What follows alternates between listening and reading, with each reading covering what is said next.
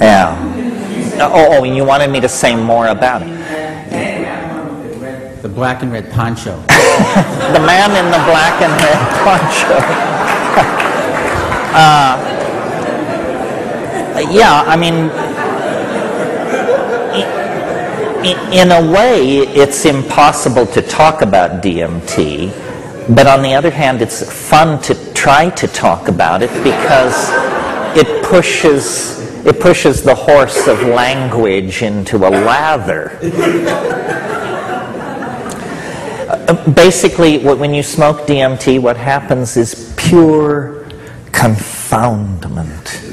And, you know, I'm trying to speak generally here, in the sense that different people are confounded by different things. So, of course, it addresses you personally. Your level and tolerance for confoundment is a very personal thing. People have asked me about DMT, is it dangerous?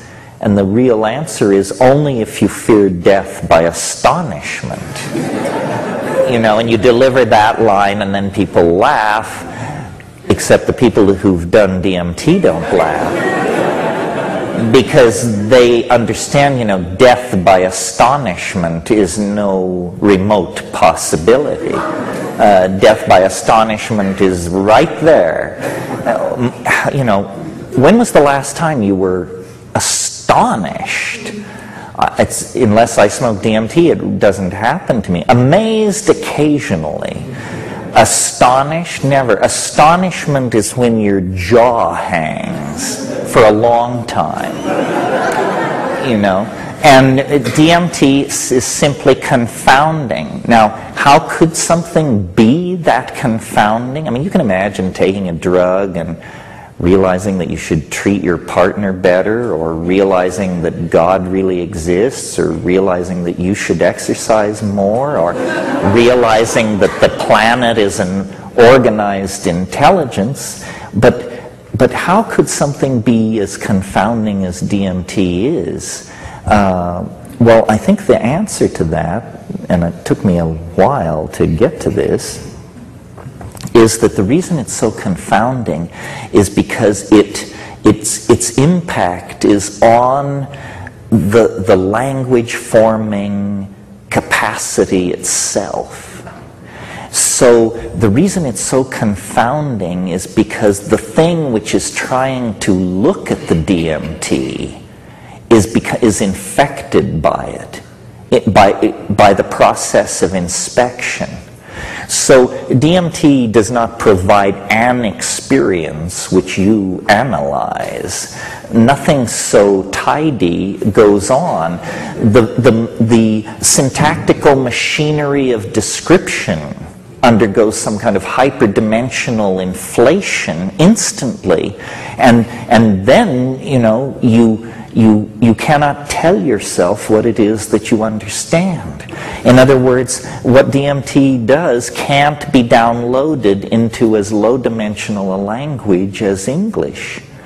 And so you're like, I remember a B movie I saw when I was a kid, and it was set somewhere in Mexico, and there was a big swamp, and there was a dinosaur in the swamp, and at one point this campesino who encounters the dinosaur comes rushing out of the swamp, and the patron of the ranch is there, and this terrified guy is there in this serape, and he can only point to the forest and sort of make a croaking sound, and that's what English allows you to do with the experience of DMT. You just come down a sputtering mess. If it works, you just come down saying, you know, my God, you know, it's not what I thought it was. You know, this is after you've done it 20 times. You know, it's not what I thought it was. It's not what I can think it is.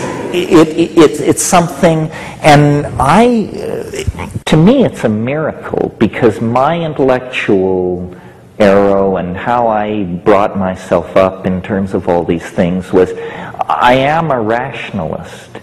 And I am interested in testing and verifying and proceeding to define truth by non-exotic means. In other words, no archangels, none of that. And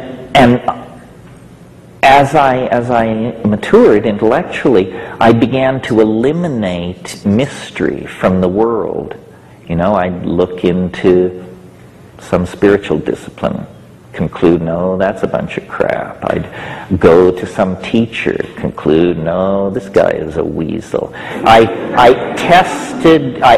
sought the weird, but with an attitude of critical skepticism.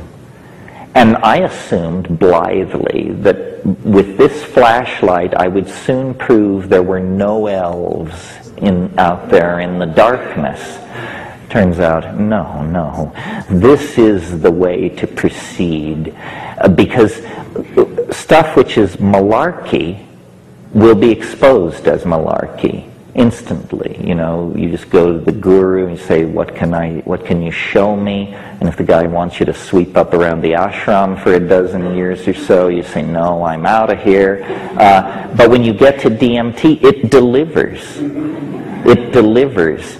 It is as strange as anything can be.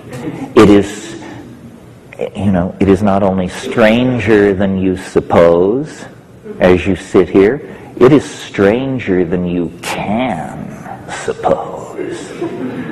And what makes me wild about this is we're not talking about something that you have to go 500 miles up a jungle river and live with primitive people and study techniques for 30 years and control. We're talking about something which, if I had a pipe loaded with it in my hand, each one of you would be 30 seconds away from what I'm talking about.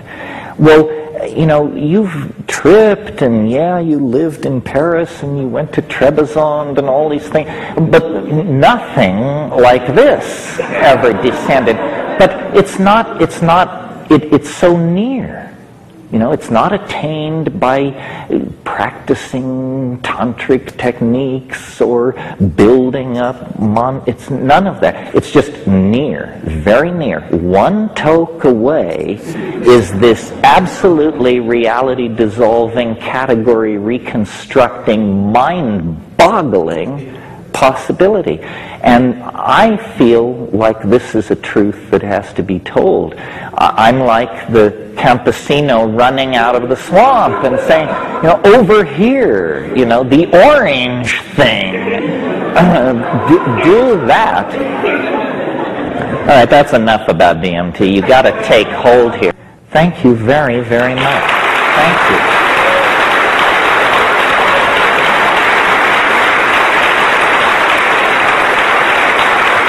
Thank you.